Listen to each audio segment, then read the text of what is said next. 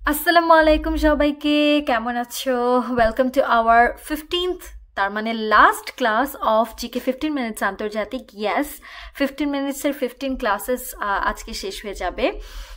Topic হচ্ছে শিক্ষা, চিকিৎসা ও অন্যান্য ছিল। অন্যান্যর মধ্যে আমার যে যে টপিকগুলো পড়া বাদ রয়ে গেছে, যেমন উপনিবেশ, কনভেকশন, প্রোটোকল আর অ্যাব্রিভিয়েশন, এটাও হচ্ছে এই টপিকের মধ্যে পড়াবো।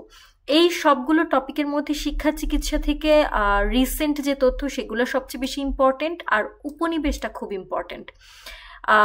আর প্রোটোকলের মধ্যে দুই তিনটা প্রোটোকল আছে, সেটা একটু লাগে। এই হচ্ছে এখানের ইম্পর্টেন্ট টপিক। খুবই ছোট একটা ক্লাস, লেটস স্টার্ট। ফার্স্ট হচ্ছে শিক্ষা এবং চিকিৎসা ক্ষেত্রে আমি এখানে দুইটা স্লাইড নিয়ে এসেছি। এক নাম্বারটা দেখো, এখানে ব্লু কালারগুলো হচ্ছে ইম্পর্টেন্ট হেডলাইন্স। যেমন ডায়রিয়া প্রতিরোধে আমাদের যে খাবার স্যালাইন ওআরএস যেটা আমরা খাই, সেটা আমরা জানি আইসিডিডিআরবি তৈরি করেছে, কিন্তু সেই খাবার স্যালাইনটার উদ্ভাবক হচ্ছেন ডক্টর রিচার্ড অ্যালান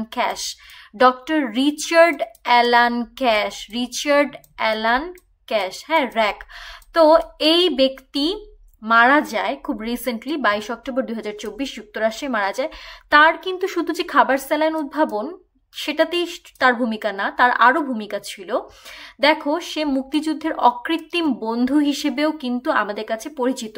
কেন? কারণ সে ইংরেজ যুক্তরাষ্ট্রের কিন্তু সে বিদেশে জনমত তৈরি করে, বিদেশ থেকে অর্থ সংগ্রহ করে, মুক্তিযোদ্ধাদের সাহায্য করে। এজন্য তাকে সরকার মুক্তিযুদ্ধের পরে friends of liberation war, friend আমাদের যুদ্ধের বন্ধু বা অকৃত্রিম বন্ধু বলে উপাধি দেয়, সম্মাননা দেয়।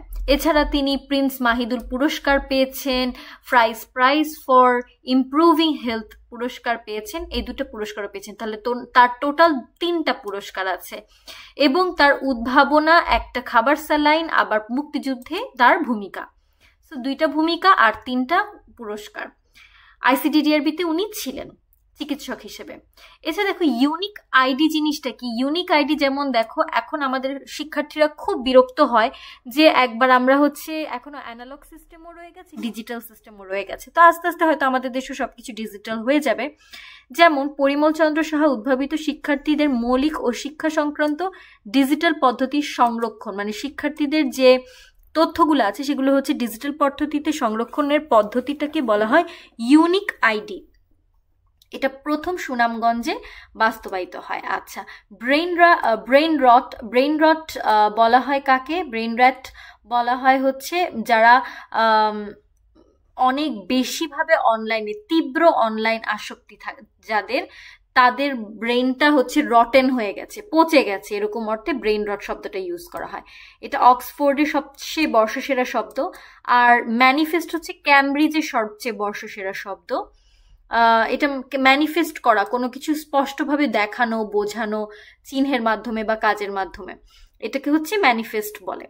আচ্ছা, এমপক্স ভাইরাস যেটা, সেটার নাম আগে ছিল মানকি পক্স বা বাদর। কেন? কারণ বাদর থেকে এটা প্রথমে শনাক্ত হয়, বাদর থেকে মানুষের শরীরে যায়। প্রথম মানে পাওয়া যায় 1958-তে, আর মানব দেহে প্রথম পাওয়া যায় 70-এ কঙ্গোতে। এই যে এরকম কন্ডিশন হয়ে থাকে, এটা হচ্ছে ভাইরাসটা। শনাক্ত করা একজন ড্যানিশ বিজ্ঞানী ভন ম্যাগনাস। এটার ধরন 3টা, 2টা পুরানো ধরন, একটা হচ্ছে নতুন ধরন, ক্লেড 1 আর ক্লেড 2, আর ক্লেড 1B হচ্ছে নতুন ধরন। WHO 2 বার এটার জন্য জরুরি অবস্থা ঘোষণা করা, একবার তো জুলাইতে 2022-এ, আর রিসেন্টলি 14 আগস্ট 2024-এ কিন্তু এটা নিয়ে একটা জরুরি অবস্থা ঘোষণা করা হয়েছে। লাল লাইনগুলো খুবই ইম্পর্টেন্ট। 13 সেপ্টেম্বর 2024 এর একটা টিকাও আবিষ্কার হয়ে গেছে, তার মানে এটা নিয়ে ভয় পাওয়ার আসলে খুব একটা কারণে, এটাতে এমনিও মানুষ মারা যায় না।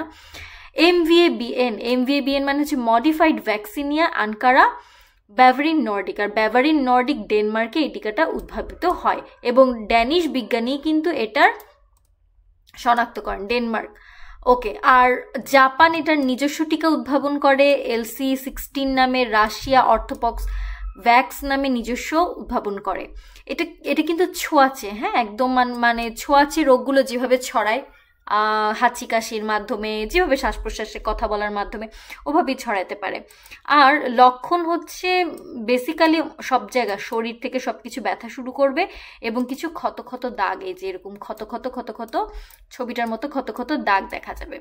এটা গেল এমপক্স। এমপক্সটা কিন্তু খুব ইম্পর্টেন্ট, কারণ চিকিৎসা ক্ষেত্রে নতুন তথ্য আসা মানে সেটা ইম্পর্টেন্ট। আরেকটা খুব ইম্পর্টেন্ট তথ্য দেখো, WHO কর্তৃক অনুমোদিত এইচপিভির 4র্থ টিকা, আগে ছিল 3টা টিকা, সার্ভারিক্স, গার্ডাসিল 4 আর গার্ডাসিল 9, এখন নতুন একটা 4র্থ টিকা আবিষ্কার হয়েছে, এটা হচ্ছে সেকোলিন।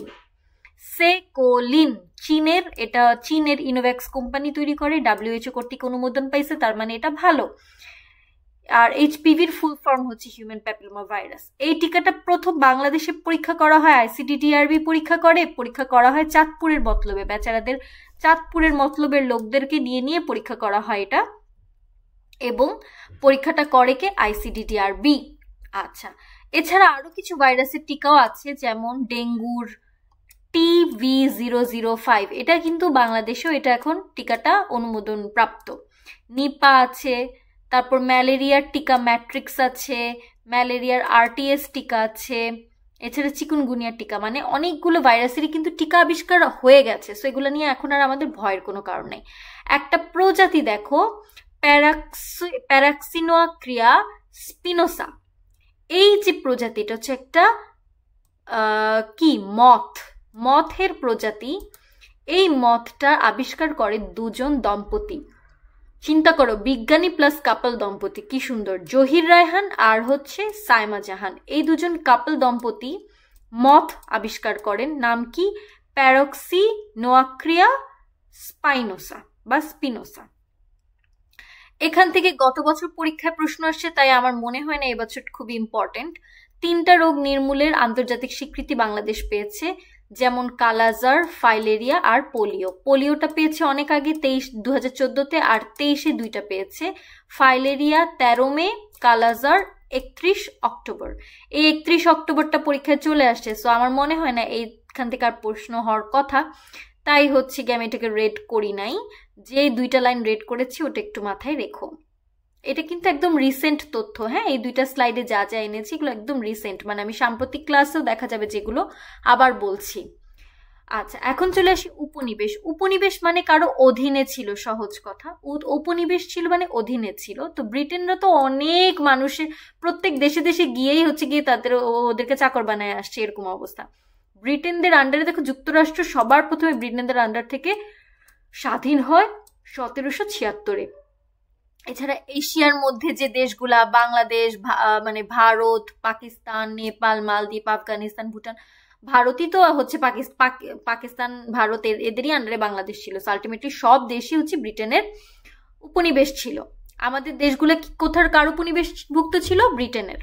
মধ্য এশিয়ার যে দেশগুলা, যেগুলা হচ্ছে তোমার মোটামুটি আমরা সব কিস্তান, Kazakhstan, Uzbekistan, Kyrgyzstan, Tajikistan, Turkmenistan, Azerbaijan, এগুলো হচ্ছে রাশিয়ার উপনিবেশে ছিল। তার মানে দক্ষিণ এশিয়া ব্রিটেনের উপনিবেশ, মধ্য এশিয়া রাশিয়ার উপনিবেশ, মিডল ইস্ট কান্ট্রিগুলা, হ্যাঁ, মানে ইসলামিক বা মিডল ইস্ট কান্ট্রি বলতে পারো। পশ্চিম এশিয়ার যে লেবানন, সিরিয়া, তারা আবার ফ্রান্সের। এবং একটা আমরা পড়ছি না ইন্দো চীনের মধ্যে লাকভি, দেখো লাকভি ছিল, লাওস, কম্বোডিয়া, ভিয়েতনাম। এটাকে আমরা 3টা দেশকে আমরা বলছি কি? ইন্দো চীন, মানে চীনের নিচে ইন্দো চীন।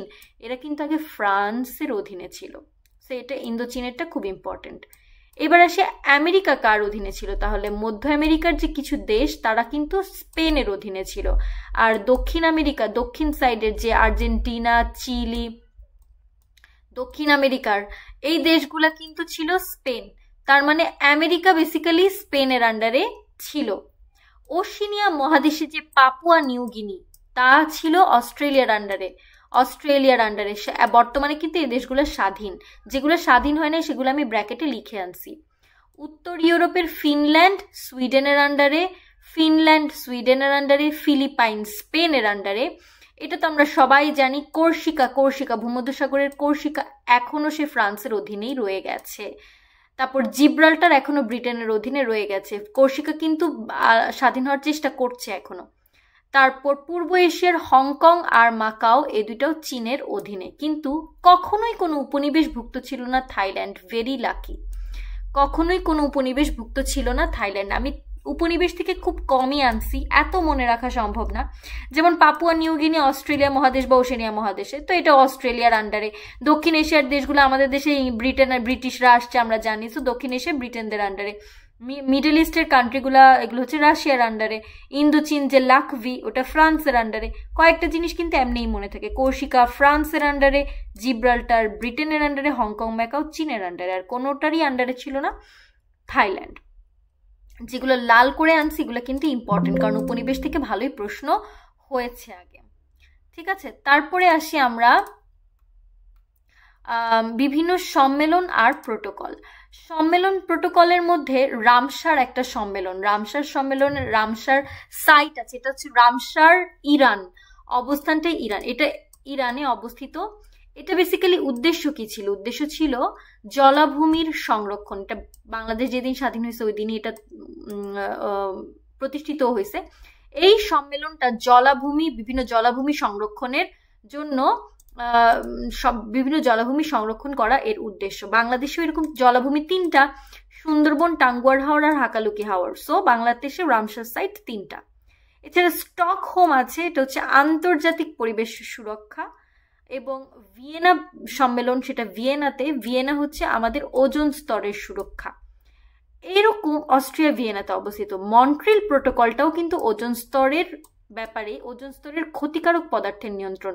এই মন্ট্রিল প্রোটোকলটা ইম্পর্টেন্ট। তাহলে মন্ট্রিল প্রোটোকল কিসের উদ্দেশ্যে, মানে মন্ট্রিল প্রোটোকলের উদ্দেশ্য কি? ওজোন স্তরের জন্য ক্ষতিকারক পদার্থের নিয়ন্ত্রণ করতে হবে, ওজোন স্তরকে রক্ষা করতে হবে, সহজ কথা। মন্ট্রিল প্রোটোকলটা তাহলে কি? ওজোন স্তরের রক্ষা। কার্টাগোনা আর হচ্ছে কিয়োটো প্রোটোকল, আরো 2টি ইম্পর্টেন্ট প্রোটোকল আছে। কার্টাগোনা হচ্ছে জৈব সুরক্ষা, এটা কিন্তু বিসিএস এও আসছে যে জৈব সুরক্ষার প্রোটোকল কোনটা? কার্টাগোনা, অবস্থান কানাডা।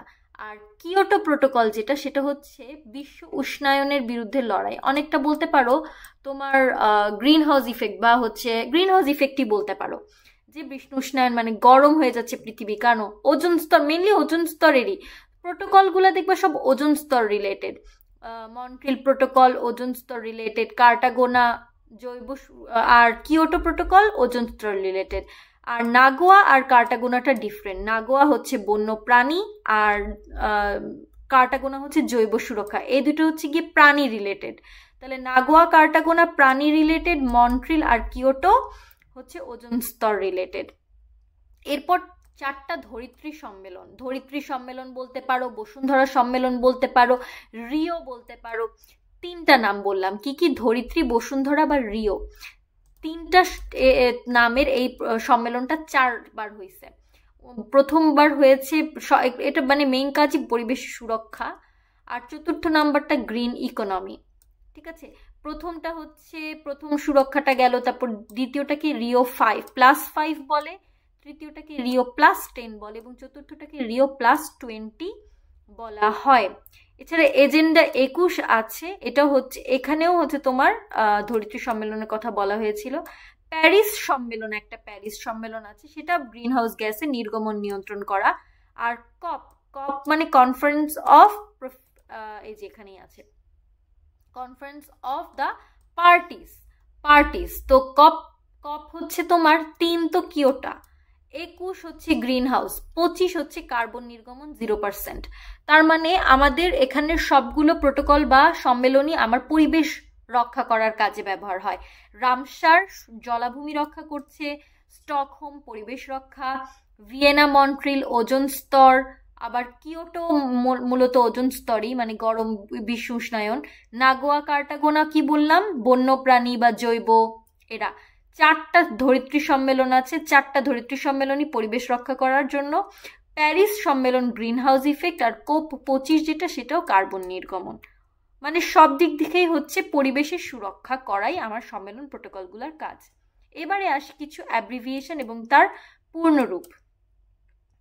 স্পেসিফিক্যালি এর মধ্যে যে কয়টা আছে প্রত্যেকটা আমরা অলরেডি গত 14টা ক্লাসে পড়েছি।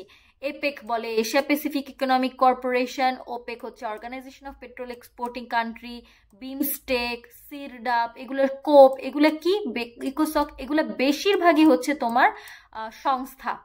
সংস্থাগুলার ফুল ফর্ম আপু এমনি পড়িয়েছি। সো এগুলো সংস্থা, সব সংস্থা, সাপটা, সাফটা, সার্ক যা আছে সংস্থাগুলা অবশ্যই পড়তে হবে। মেইনলি আন্তর্জাতিকের মধ্যে যে অ্যাব্রিভিয়েশন তা হচ্ছে সব সংস্থাই। আর বাকি যেগুলো, এগুলো তো আমরা বাংলাদেশের অ্যাব্রিভিয়েশন ক্লাসে পড়েই থাকি।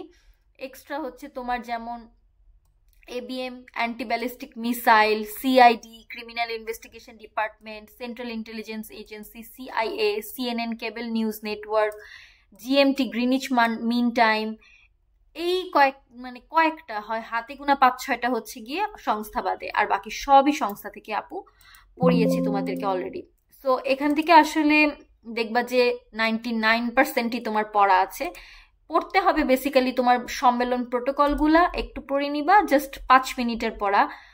উপনিবেশগুলা জাস্ট লালগুলাই পড়ো। আর এই 2টা স্লাইডে তো আমি খালি 4টা লাইন দাগাই দিচ্ছি, জাস্ট ওই 4টা লাইনই মাথায় রাখো, কারণ এগুলো হচ্ছে একদম রিসেন্ট নিউজ। ওকে, সো ভালো থাকো, সুস্থ থাকো। আমাদের কিন্তু সবগুলো ক্লাসই শেষ, অর্থাৎ আমাদের 15টা ক্লাসই শেষ। ইনশাল্লাহ এর মধ্যে থেকে সর্বোচ্চ কমন পড়ুক, বাট এছাড়াও কিন্তু রিসেন্ট ক্লাস হবে, এবং রিসেন্ট ক্লাস থেকে কোনো কিছু বাদ দেওয়া যাবে না ইনশাল্লাহ। সেই ক্লাসটাও খুব দ্রুত নিয়ে নিব। ভালো থাকবে, আমার জন্য দোয়া করবে। আল্লাহ হাফেজ।